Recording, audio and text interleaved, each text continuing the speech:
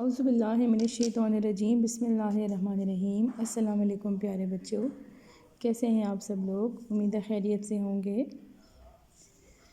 اچھا بچوں، آج کا جو ہمارا اردو کا سبق ہے نا، اس کا عنوان ہے مٹی۔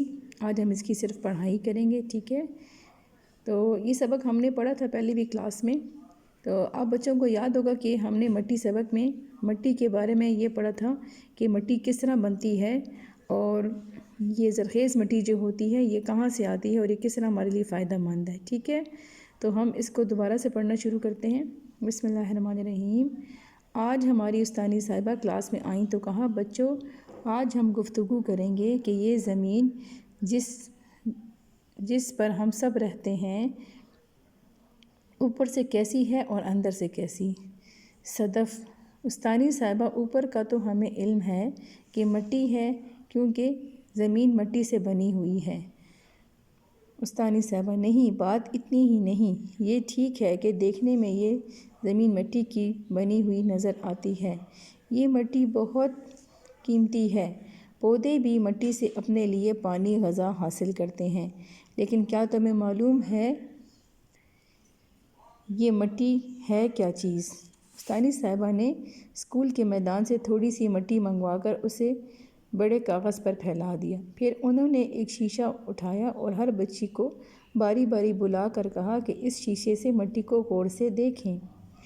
بچیوں نے غور سے دیکھا اور بولیں کہ اس مٹی میں کچھ سوکھے پتے، گھاس کے تنکے، کنکریاں چھوٹے چھوٹے ریت کے پتھروں کو بولتے ہیں، ریت، باریک مٹی اور مردہ جانوروں کے حصے ہیں۔ وہ جو شیشہ ہے نا، وہ یہ اس بچی کے ہاتھ میں دیکھیں، یہ دیکھ رہی ہے، یہ میگنیفائنگ گلاس ہے، اس سے ہر چیز ویزیبل نظر آتی ہے، ٹھیک ہے؟ استانی صاحبہ نے وہ مٹی پانی کے گلاس میں ڈال کر اچھی طرح ہلایا اور پھر سب بچیوں سے کہا کہ باری باری اسے غور سے دیکھیں۔ گلاس میں سب سے نیچے چھوٹی چھوٹی کنکریاں جمع ہیں، یہ دیکھیں جس طرح تصویر میں نظر آ رہا ہے، ٹھیک ہے؟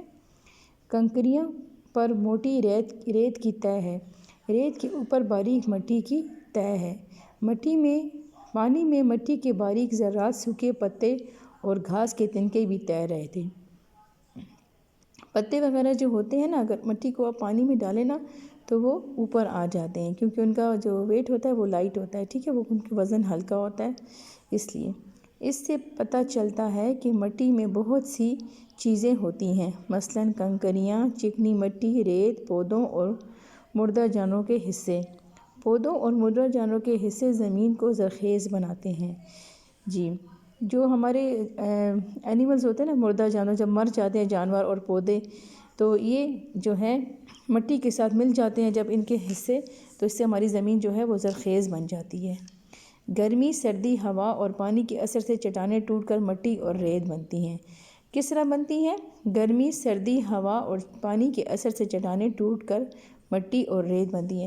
یہ جو بڑی بڑی چٹانیں ہوتی ہیں نا، یہ تصویر میں دیکھیں آپ، جب گرمی ہوتی ہے یا سردی ہوتی ہے نا، یا ہوا کے ساتھ ٹکراتی ہے، تو یہ آہستہ آہستہ وقت کے ساتھ ساتھ ٹوٹنا شروع کر دیتی ہیں، تو اس سے ریت بن جاتی ہے یا مٹی بن جاتی ہے، ٹھیک ہے؟ آمنہ: استانی صاحبہ یہ چٹان کیا چیز ہوتی ہے؟ استانی صاحبہ: چٹان اصل میں مٹی ہی ہوتی ہے، یہ مٹی دباؤ سے بہت سخت ہو کر چٹان بن جاتی ہے۔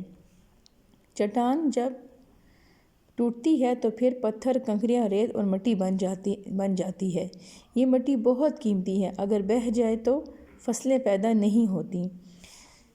جن علاقوں میں سیلاب آتا ہے نا، مطلب جب پانی بہت زیادہ آ جاتا ہے دریاؤں میں اور ارد گرد کے علاقوں میں پھیل جاتا ہے، تو وہ ساتھ اپنے زرخیز مٹی کو بہا کے لے جاتا ہے، ٹھیک ہے؟ تو ہمیں سیلاب سے جو ہے نا مٹی کو، زرخیز مٹی کو روکنے کے لیے کہ سیلاب میں زرخیز مٹی نہ بہے، ہمیں درخت لگانے چاہیے۔ درختوں کی جو جڑیں ہوتی ہیں نا، وہ مٹی کو مضبوطی سے پکڑ لیتی ہیں، ٹھیک ہے؟ تو میں یہاں سے دوبارہ پڑھتی ہوں: اگر بہہ جائے تو، یہ مٹی بہت قیمتی ہے، اگر بہہ جائے تو فصلیں نہیں پیدا ہوتی، درخت نہیں اگ سکتے اور جنگل نہیں بن سکتے۔ ہمیں اس مٹی کی حفاظت کرنی چاہیے، اسے بہنے سے روکنا چاہیے۔ اس کو روکنے کے لیے درخت لگانا ضروری ہے، کیونکہ درختوں کی جڑیں مٹی کو بہنے سے روکتی ہیں۔ Page number 80۔ उस्तानी साहिबा सब बच्चों को लेकर लाइब्रेरी में आ गईं और एक बड़ी सी किताब निकाली। उसमें बहुत बहुत खूबसूरत और बड़ी बड़ी तस्वीरें थीं। उस्तानी साहिबा ने चट्टानों की कुछ तस्वीरें दिखाते हुए कहा कि ये इन चट्टानों को देखो, इनकी शक्लें, रंग, नरमी और सख्ती एक दूसरे से मुख्तलिफ हैं। जैसे ये देखें, ये डिफरेंट है ना एक दूसरे से। ये सुर्ख रंग का है और ये जो है ये लाइट ब्राउन सा है, ये ब्लू है और ये बिल्कुल वाइट है। ठीक है। सदफ़, उस्तानी साहिबा टेलीविज़न पर भी मैंने मुख्तलिफ़ रंग और शक्ल की चट्टानें देखी हैं। ये मुख्तलिफ़ चट्टानें सख्त और नरम क्यों होती हैं? इसका जवाब देखें। उस्तानी साहिबा, अल्लाह ताला ने इन चट्टानों में हमारे लिए बहुत से ख़जाने रखे हैं। इन चट्टानों में नीलम, ये वाला पत्थर है देखें, याकूत, ये ठीक है, हीरे और दूसरे कीमती पत्थर होते हैं। इनके रंग, नरमी और सख्ती इनमें मौजूद चीज़ों और पत्थरों के मुताबिक होते हैं। हिना, आज हमने मिट्टी के बारे में बहुत सी मालूमात हासिल की हैं। सब बच्चों ने उस्तानी साहिबा का शुक्रिया अदा किया और इसके साथ ही क्लास ख़त्म होने की घंटी बज गई। तो बच्चों, आपको समझ आया है ना कि मिट्टी किस तरह बनती है? मिट्टी बनती है कि हवा, गर्मी, सर्दी और पानी के असर से, यहाँ पे देखें, हवा, गर्मी से पानी के असर से चट्टानें टूटकर मिट्टी और रेत बनती है। चट्टानें क्यों होती हैं? चट्टानें मिट्टी ही होती हैं और वो हवा के दबाव से सख्त होकर चट्टान की शक्ल बन जाती है। ठीक है। यहाँ पर ये देखें, बताएं अलिफ, मिट्टी कैसे बनती है? तो ये मैंने आपको अभी बताया है कि गर्मी, सर्दी, हवा और पानी के असर से चट्टानें टूटकर मिट्टी और रेत बनती हैं। फिर क्या है? दूसरा सवाल है आपका, चट्टान किसे कहते हैं? इसका जवाब है,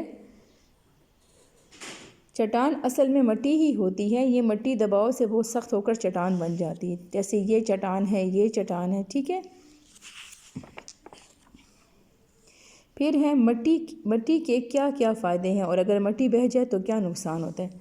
मिट्टी के क्या फ़ायदे हैं? मिट्टी का फ़ायदा ये है कि मिट्टी जो है वो ज़रख़ेज़ मिट्टी हमारी फसलों के लिए बहुत ज़रूरी है। ये मिट्टी बहुत कीमती होती है। अगर मिट्टी बह जाए तो फसलें पैदा नहीं होती, दरख्त नहीं उग सकते और जंगल नहीं बन सकते। हमें मिट्टी और इसकी हिफाजत करनी चाहिए, इसे बहने से रोकना चाहिए। इसको रोकने के लिए दरख्त लगाना ज़रूरी है क्योंकि दरख्तों की जड़ें मिट्टी को बहने से रोकती हैं। ठीक है बेटा, तो उम्मीद है आपको आज का सबक अच्छे से समझ आ गया होगा। कल हम इसकी मश्की एक्सरसाइज करेंगे। ठीक है। अल्लाह हाफ़िज़।